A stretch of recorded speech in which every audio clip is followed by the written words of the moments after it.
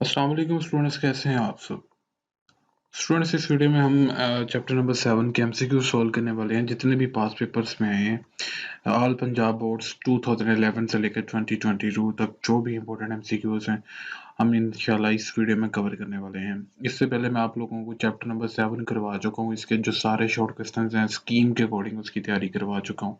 Scheme के according इस chapter में से 2 एमसीक्यूज आएंगे 2023 के पेपर में। तो प्रीवियस वीडियो में मैं स्कीम आप लोगों के साथ शेयर कर चुका हूँ, स्ट्रेटजी शेयर कर चुका हूँ, जिसको फॉलो करके आप अच्छे मार्क्स अटेन कर सकते हैं। बीच बीच में मैंने कुछ इंपॉर्टेंट टेस्ट भी बताए हैं आपको स्कीम के अकॉर्डिंग। तो आई बटन पे क्लिक करेंगे आप, टॉप राइट कॉर्नर पे आई बटन आपको नजर आ रहा होगा, उस पर आप क्लिक करेंगे तो आपको वो वीडियोस मिल जाएंगी। वीडियो स्टार्ट करने से पहले मैं आप लोगों के साथ एक रिक्वेस्ट करूंगा कि मेरी वीडियो अगर आपको अच्छी लगती है तो काइंडली लाजमी लाइक और शेयर किया करें। आपके लाइक की बहुत ज़्यादा ज़रूरत होती है। अगर आप वीडियो देखते हैं तो लाजमी वीडियो को लाइक करें, किया करें। Thank you. चैप्टर स्टार्ट करते हैं। चैप्टर नंबर 7 के एमसीक्यूज। सबसे टॉपिक वाइज यहाँ पे एमसीक्यूज बनाए गए हैं। वेक्टर इन स्पेस टॉपिक लिखा हुआ है, आपको टॉपिक याद रखने की खैर जरूरत नहीं है। तो जो एमसीक्यूज आसान ही होंगे, एक ही लाइन में कवर होने वाले होंगे, वो मैं उसको ज़्यादा एक्सप्लेन नहीं करूँगा। आप इसकी खुद प्रैक्टिस कीजिएगा। तो अगर आपसे नहीं सॉल्व होंगे तो आप मुझे बता दीजिएगा। गूगल ड्राइव पे मैंने ये अपलोड की हुई है एमसीक्यूज की ये फाइल, ठीक है। अगर किसी को पास पेपर के एमसीक्यूज चाहिए होंगे तो वो वीडियो के डिस्क्रिप्शन में जाके लिंक से डाउनलोड कर सकते हैं। पहला एमसीक्यू इसमें लिखा है unit vector of a vector is. आपको पता है किसी भी वेक्टर का यूनिट वेक्टर किसके इक्वल होता है? उस वेक्टर को उसके मैग्नीट्यूड के साथ डिवाइड कर दिया जाए। लेट्स सपोज वी वेक्टर है, वी वेक्टर को उसके मैग्नीट्यूड के साथ डिवाइड कर दिया जाए तो आपके पास एक्यूरेट आंसर बनता है वो ए एम बनता है, ठीक है। ये साथ मैंने की भी दी हुई है तो हम इसके साथ वेरिफिकेशन करते जाएंगे। Magnitude of a vector is also called its norm. Magnitude का दूसरा नाम नॉर्म है, इसको लेंथ भी कहते हैं, ये भी याद रखिएगा। Unit vector in the direction of v. अब यूनिट वेक्टर निकालना है, ये वी वेक्टर दी है, इस वी वेक्टर को इसके मैग्नीट्यूड के साथ आप डिवाइड कर देंगे। इसका मैग्नीट्यूड अगर आपने लेना है तो एक्स कंपोनेंट का स्केयर प्लस वाई कंपोनेंट का स्केयर। अब यहाँ पे एक्स कंपोनेंट क्या है, 2 नजर आ रहा है आपको, और इसका जो वाई कंपोनेंट है वो -1 नजर आ रहा है आपको। तो एक्स कंपोनेंट का स्केयर प्लस वाई कंपोनेंट का स्केयर, तो इसका मैग्नीट्यूड आपके पास इस तरह सोल्व करके वो बनेगा 3, √3 आएगा। तो बटे में √3 लिख दें इस वेक्टर के, तो ये वाला एमसीक्यू बन जाता है। इसका इसका आंसर ये वाला बन जाता है। इसके बाद है जी, कहते हैं magnitude of vector v is. Simply आपने मैग्नीट्यूड लेना है तो आप 3 और 4 का स्केयर ले लें। 3 का स्केयर प्लस -4 का स्केयर। सिंपली ये एमसीक्यू इस तरह सोल्व हो जाएगा। तो जो आंसर आता है वो आपका मैग्नीट्यूड होगा। तो इसका आंसर आता है 3 का स्केयर प्लस 4 का -4 का स्केयर, 16 + 9 हो जाता है। तो इसको अगर आप सोल्व करें तो √25 आता है। √25 को आगे मजीद सोल्व करें तो 5 आंसर आ जाता है। अब उसने कहा जी कि एक पी पॉइंट है और एक क्यू पॉइंट है, पी क्यू वेक्टर निकालें। तो हम शॉर्टकट मेथड यूज करेंगे, शॉर्ट वाला लेंथी मेथड नहीं यूज करेंगे, जिसमें हम जिस तरह हम शॉर्ट क्वेश्चन में पूरा सोल्यूशन करते थे, मगर हमने एमसीक्यूज में कोशिश करनी है कि शॉर्ट ट्रिक के साथ एमसीक्यूज को कवर किया जाए। तो आपने क्या करना है, क्यू पॉइंट में से पी पॉइंट को माइनस करना है। A2 में से A1 माइनस कर दें, B2 में से B1 माइनस कर दें। तो जब A2 में से A1 माइनस कर रहे हैं यानी आप x कंपोनेंट्स को माइनस कर रहे हैं, तो x कंपोनेंट के साथ I आता है हमेशा, और जो y कंपोनेंट्स जो हैं आपके B1 और B2, जब आप B2 में से B1 माइनस कर रहे हैं यानी कि आप y कंपोनेंट्स का सब्ट्रैक्शन कर रहे हैं, तो इस वक्त आपके पास y कंपोनेंट के साथ j आएगा। तो इसको फॉलो करते हुए आपका जो एक्यूरेट आंसर है वो सी ऑप्शन बनता है, ठीक है। इसके बाद क्वेश्चन नंबर 6 है आपका एमसीक्यूज का। तो इसमें 2 पॉइंट्स दिए गए हैं, एक पी पॉइंट दिया है और एक क्यू पॉइंट दिया है। इसमें भी आपको पी क्यू वेक्टर फाइंड करने को कह दिया है। तो आप सिंपली 6 में से 2 माइनस करें तो आपके पास 4 आ गया। आपने एक्स कंपोनेंट को सब्ट्रैक्ट किया है तो इसके साथ एक्स कंपोनेंट के साथ आई यूनिट वेक्टर आता है। इसके बाद आप -2 में से सब्ट्रैक्ट करें -3, यानी कि ये ऐसे होता है -2 -3, तो ये -5 बन जाता है। यहाँ पे आ जाएगा -5 और साथ यहाँ पे जे यूनिट वेक्टर आ जाएगा। तो ये आपके पास इसका सही आंसर आ जाता है 4i - 5j। ये सी आ जाता है इसका आंसर सही।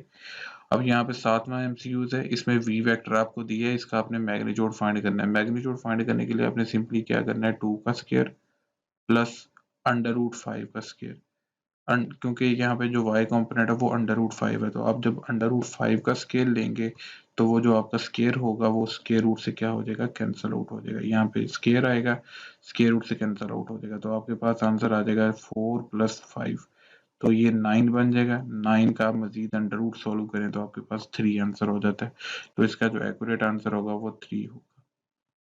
बाकी चीज मैं अरेज कर देता हूँ ताकि गंद ना मचे, साथ साथ मैं बता ही जा रहा हूँ यहाँ पे कि कौन कौन से एमसीक्यूज आई जा रहे हैं यहाँ पे। इसके बाद 8वां जो एमसीक्यूज है, इसमें आपने मैग्नीट्यूड फाइंड करना है, वो भी सिंपली ऐसे ही है कि एक्स कंपोनेंट का स्क्वायर प्लस वाई कंपोनेंट का स्क्वायर प्लस जी कंपोनेंट का स्क्वायर।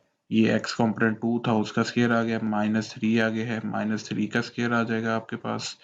और इसके बाद जो है आपके पास जी कंपोनेंट, उसका स्क्वायर आ जाएगा। जी कंपोनेंट आपके पास 1 है तो 1 का स्क्वायर आ जाएगा। इसको अगर आप सोल्व करें तो आपके पास ओवरऑल आंसर इसका बनता है 4 + 9 + 1, तो ये बन जाता है 14, अंडर रूट 14। इसको सोल्व करके 2 का स्क्वायर 4 होता है, -3 का स्क्वायर 9 होता है, 4 + 9 कितना हो गया 13, और इसमें 1 ऐड कर दिया 14 बन गया। ये आपके पास आंसर आता है इसका।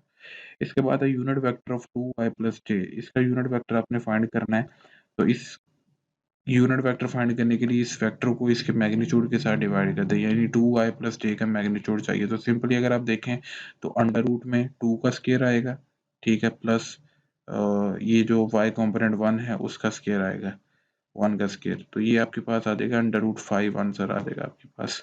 तो 2y + j को आपने 5 के साथ डिवाइड कर देना है, अंडर रूट 5 के साथ, तो ये एक्यूरेट आपके पास आंसर बनता है इसका डी। इसके बाद 10वां एमसीक्यू है, यूनिट कहता है कि vector with magnitude 1 is called. ऐसा वेक्टर जिसका मैग्नीट्यूड 1 होता है, तो मैं आपको क्वेश्चन में भी कई दफा बता चुका हूँ ये कि ऐसा वेक्टर जिसका मैग्नीट्यूड ऑलवेज 1 होता है वो आपका यूनिट वेक्टर कहलाता है। अब if the vector u and v are perpendicular, then x की वैल्यू कैसे निकालोगे आप। सिंपली आपने क्या करना है कि आप देखें कि आपको दो वेक्टर्स क्या दिए हैं आपस में परपेंडिकुलर, तो प्रॉपर्टीज ऑफ डॉट प्रोडक्ट अगर आपने पढ़ी होंगी, अगर आपने वो लेक्चर सुने हैं, मैंने मेरा लेक्चर जो मैंने अपलोड किया था अपने चैनल पे 7वें चैप्टर का, तो उसमें मैंने ये बताया था कि जब भी दो वेक्टर्स परपेंडिकुलर होते हैं तो इसका मतलब ये होता है कि दोनों वेक्टर्स का डॉट प्रोडक्ट 0 के इक्वल है। तो यहाँ पे आपने क्या लेना है, सिंपली डॉट प्रोडक्ट लेना है। तो दो वेक्टर्स का आपने यहाँ पे डॉट प्रोडक्ट लेना है। दो वेक्टर्स आप देख लें कौन कौन से हैं, 2y + 4j - 7k, तो 2y + 4j - 7k, और इसके साथ दूसरा कौन सा है जी, साथ इसके है 2y + 6j - xk, 2y + 6j - xk। तो यहाँ पे आप देख लें कि आपने इसको मल्टीप्लाई करना है। सिंपली i कंपोनेंट को i के साथ मल्टीप्लाई कर दे, j को j के साथ कर दे, k को k के साथ कर दें। 2i को 2i के साथ किया तो 4 आ गया, j को j के साथ करना 4 6 5 24 आ गया। इक्वल टू 0 भी रखना है क्योंकि दोनों का डॉट प्रोडक्ट 0 के इक्वल है। आपको गिवन दी है कि वेक्टर्स परपेंडिकुलर है, यानी इसका मतलब है कि दोनों का डॉट प्रोडक्ट जो है वो 0 के इक्वल है। और फिर -7 को -x से मल्टीप्लाई करना है तो प्लस का 7x हो जाएगा, माइनस इंटू माइनस प्लस हो जाता है। तो यहाँ पे 24 और 4 28 बन जाता है, इधर आकर -28 हो जाएगा आपके पास। ये इधर 7x वैसे ही बचे आपके पास। आपने क्या करना है जी, x इधर रहने दिया, -28/7 कर दिया आपने यहाँ पे। तो जब आप ये सोल्व करेंगे तो आपके पास 4 आंसर आ जाएगा इसका। इसका हम -4 आंसर आएगा, -4 इसका आंसर लगाएंगे क्योंकि ये साथ नेगेटिव साइन भी आएगा। इसके बाद है जी projection of vector A U along आई।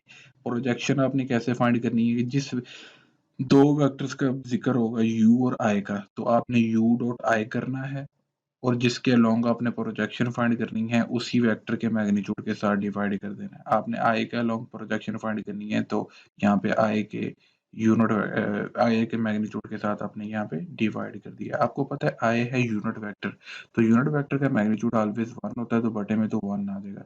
ऊपर u और आई को मल्टीप्लाई करना है, तो आप सिंपली यहाँ ऊपर देख लें, सिर्फ आई को आई के साथ मल्टीप्लाई करना है, क्योंकि i dot i would be equal to 1।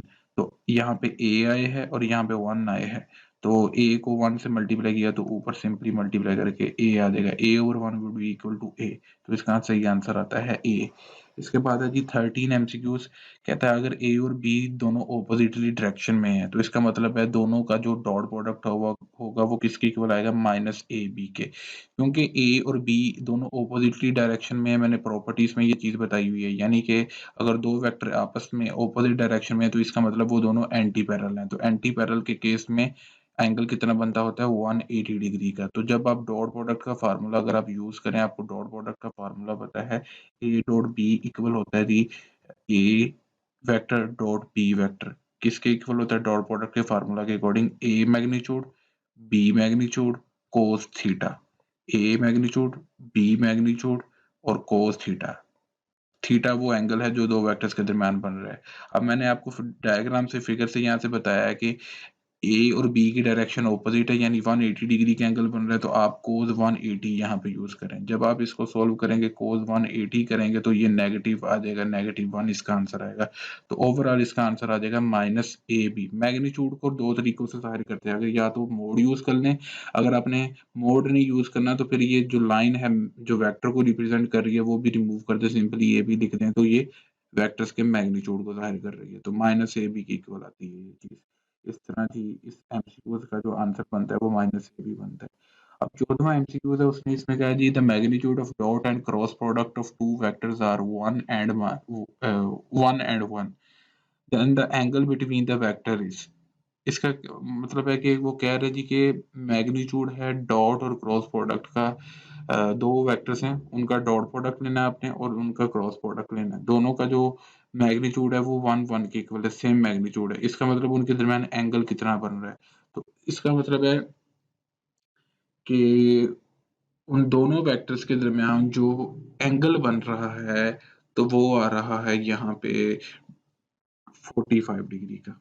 इसका आंसर हम एग्जैक्ट देख लेते हैं, 14वां एमसीक्यू से सी, तो सी ही आ रहा है 45 डिग्री का, इसका ये जो आंसर आ रहा है। तो इसके बाद है जी 16वां एमसीक्यूज है। आप इसको आसानी के लिए इस तरह देख सकते हैं, ज्यादा एक्सप्लेनेशन में इसकी जाने की जरूरत नहीं है, अब इसको पूरा सोल्व करने बैठ गए। अब आप ये देख लें कि डॉट प्रोडक्ट और कोस प्रोडक्ट में कौन कौन सा फंक्शन आता है। डॉट प्रोडक्ट में कोस फंक्शन आता है, कोस थीटा, और साइन फंक्शन आता है क्रॉस प्रोडक्ट में। यानी डॉट प्रोडक्ट में आता है डॉट खत्म करके कोस आता है, और क्रॉस को खत्म करके साइन फंक्शन आता है। तो आप ये देख लें कि साइन फंक्शन और कोस फंक्शन दोनों सेम वैल्यूज किस एंगल पे देते हैं, तो ये 45 डिग्री पे देते हैं। तो इसका आप इजीली आंसर ये 45 याद रखें, क्योंकि मैं आपको पहले बता चुका हूँ एमसीक्यूज को आपने शॉर्ट ट्रिक्स के साथ याद रखना है, पूरी एक्सप्लेनेशन नहीं करना है, आपने वहां पे बैठ जाना।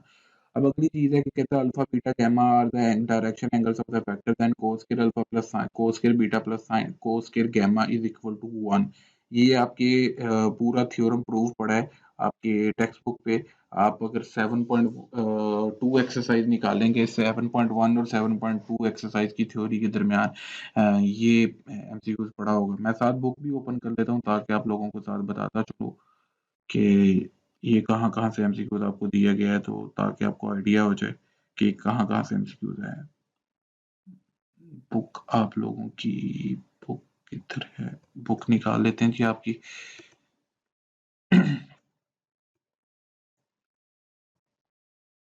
नहीं जी, साथ मैंने बुक ओपन कर ली ताकि ताकि साथ-साथ मैं आप लोगों को बताता चलूँ। यहाँ तक हमारे 16 एमसीक्यूज हो चुके हैं। अब स्टार में कहता है जी projection of A along B is equal to.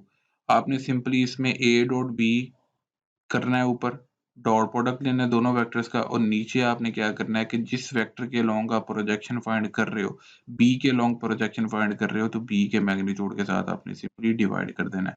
आपको सिंपली ऊपर चाहिए और ए और बी का ऊपर डॉट प्रोडक्ट।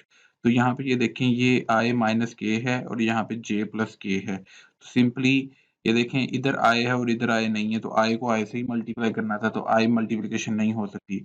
इधर जे है यूनिट वेक्टर और इधर इसके साथ जे नहीं है, तो इसका मतलब जे की मल्टीप्लिकेशन भी नहीं हो सकती। दोनों साइड पे कौन सा यूनिट वेक्टर है, के है, तो इधर माइनस के है और इधर प्लस का के है, तो मल्टीप्लाई करके इसका ऊपर आंसर बनेगा -1, ए डॉट बी का आंसर, क्योंकि इसका जो कोफिशिएंट है -1 है और इसका कोफिशिएंट +1 है, तो दोनों को मल्टीप्लाई करके -1 ऊपर आंसर बनेगा। और नीचे बी के मैग्नीट्यूड के साथ डिवाइड करना है। बी का मैग्नीट्यूड लेना है, सिंपली ये देखें यहाँ पे 1 कोफिशिएंट है और एक ये 1 कोफिशिएंट है, तो आप दोनों का स्केल लें, 1 का स्केल लें 1 आता है, जमा दूसरे 1 का स्केल लें तो 1 आता है, तो ऊपर अंडर रूट है, इसको सोल्व करके अंडर रूट 2 आपके पास जवाब आ जाएगा इसके मैग्नीट्यूड का। तो इसका आंसर बनता है a dot b over a, b की मैग्नीट्यूड का आंसर बनता है -1 ओवर अंडर रूट 2।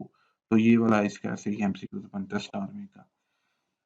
प्रोजेक्शन का फार्मूला उसने यहाँ पे पूछ लिया, कहता है जी for any two vectors A and B projection of A on B is. अब आपको मैंने बताया कि जिस वेक्टर के अलोंग आपने प्रोजेक्शन फाइंड करना है, डॉट प्रोडक्ट को, दोनों वेक्टर्स के डॉट प्रोडक्ट को उसके प्रोजेक्शन के साथ डिवाइड कर देना है। ऊपर ए डॉट बी ही रहेगा, नीचे जिस वेक्टर के अलोंग आपने प्रोजेक्शन फाइंड करना है उस वेक्टर के मैग्नीट्यूड के साथ डिवाइड कर दे, तो सही यहाँ पे एमसीक्यू ये इसका आंसर ये बनता है बी आंसर बनता है इसका। कहता है two non zero vectors A and b are perpendicular. कहता है दो नॉन जीरो वेक्टर्स ए और बी परपेंडिकुलर होते हैं अगर उनका डॉट प्रोडक्ट क्या हो, 1 के इक्वल हो, -1 के इक्वल हो, 2 के इक्वल हो, 0 के इक्वल हो। तो ऑब्वियस बात है 0। अगर आपने डॉट प्रोडक्ट की प्रॉपर्टीज देखी हैं तो प्रॉपर्टीज में ही ये चीज बताई गई है। आगे आपके पास है जी, कहते हैं एक वी वेक्टर है 2 अल्फा आई प्लस जे माइनस के, और एक वी वेक्टर ये यू है, ले लें ये यू वेक्टर है और ये वी वेक्टर है, दोनों डिफरेंट लेटर अल्फाबेट से आपने जाहिर कर रहे थे। ये यू के इक्वल है, ये वी के इक्वल है। कहता है ये दोनों क्या है, परपेंडिकुलर, तो अल्फा की वैल्यू निकालें। तो आपने ये देखना है कि दोनों वेक्टर्स परपेंडिकुलर दिए हैं, तो आपने सिंपल इन दोनों का डॉट प्रोडक्ट लेना है। तो रफ पे आप इन दोनों वेक्टर्स का डॉट प्रोडक्ट ले लीजिएगा। मैं आपको सिंपली लेके यहाँ पे बता देता हूँ डॉट प्रोडक्ट इनका, दोनों वेक्टर्स का मल्टीप्लाई करके बता देता हूँ, यहाँ से ऊपर से ही बता देता हूँ, क्योंकि हमने कोशिश हत्तुल इम्कान यही कोशिश करनी है कि हम शॉर्ट ट्रिक से एमसीक्यूज को सोल्व करें। 2 अल्फा को आपने 1 आए है यहाँ पे 1 के साथ मल्टीप्लाई करना है। 2 अल्फा को 1 से किया तो ये 2 अल्फा आ चुका है, और यहाँ पे है प्लस का 1 जे है और ये प्लस का अल्फा जे, अल्फा जे है जी, यहाँ पे ये जे है, बस ये सही नजर नहीं आ रहा था, तो 1 को अल्फा से मल्टीप्लाई किया तो ये प्लस का अल्फा आ चुका है। अब आगे आपने माइनस का 1 के है और प्लस का 4 के, -1 को 4 से मल्टीप्लाई किया तो -4 आ चुका है। तो ये आपके पास इक्वल रख लेना आपने इसको 0 के इक्वल, क्योंकि आपको बताया कि जब भी दो वेक्टर्स परपेंडिकुलर, इसका मतलब दोनों का डॉट प्रोडक्ट 0 के इक्वल है। अब आपने डॉट प्रोडक्ट निकाल लिया, वो बनता है 3 अल्फा -4 इज इक्वल टू 0। तो अब आप देखें कि जी सीधा-सीधा 4/3 है इसका आंसर आएगा। माइनस का 4 उधर जाकर प्लस हो जाएगा और 3 इधर जाकर डिवाइड हो जाएगा। 4/3 इसका आंसर आएगा। तो मैं सारी चीज़ ये इसको अरेज़ कर देता हूँ। तो 4/3 जो आंसर है वो मैं टिक कर दूँगा। तो इस तरह हमारे पास ये 20 एमसीक्यूज़ हो चुके हैं। बाकी जो एमसीक्यूज़ हैं इंशाल्लाह हम नेक्स्ट वीडियोज़ में सॉल्व करते हैं। इसके मैं 3-4 पार्ट्स बना देता हूँ एमसीक्यूज़ के, क्योंकि अगर एक ही वीडियो में करूँ तो वीडियो काफ़ी ज़्यादा लेंथी हो जाएगी। इंशाल्लाह नेक्स्ट पार्ट में मिलते हैं।